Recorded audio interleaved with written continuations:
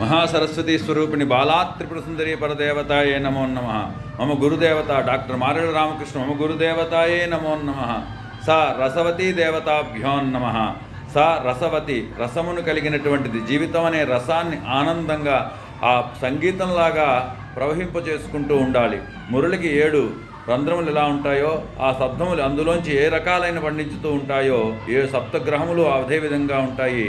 ప్రతి సప్తస్వరములలోనే కూడా ఉన్నటువంటి రస ఆస్వాదన మన జీవితంలో ఉన్నటువంటి ముఖములో ఉన్నటువంటి సప్త రంధ్రములలో కూడా ఉంటాయి.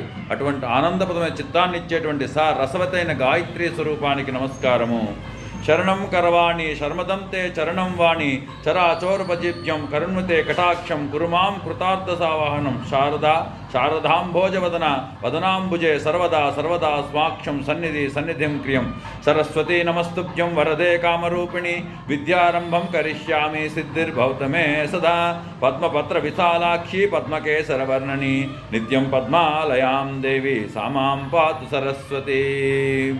ఉదయించే సూర్యుడి కాంతి ఏ విధంగా అయితే చీకట్లను తరిమేస్తుందో ఆ సరస్వతి రసాస్వాదన కలిగినటువంటి వాళ్ళ జీవితంలో మధురానుభూతి వికసిస్తుంది. జయ సరస్వతి. అక్షర రూపిణి. అక్షరము అంటే క్షరము కానిది, నాశనము లేనిది. అటువంటి సరస్వతి ప్రాణాయామానికి నమస్కారం. జయ బాబు.